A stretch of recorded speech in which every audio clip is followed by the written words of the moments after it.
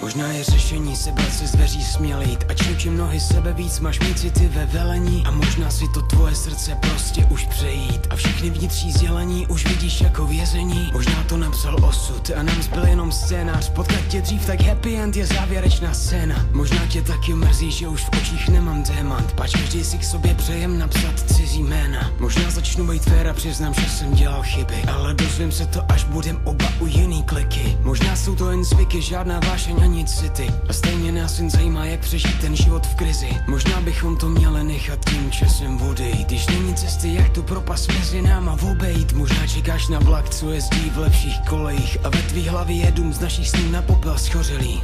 Znám, kam jít do tmy, doufám, že neodcházíš. Já už vím, že ty Jsi to jediný, co mám.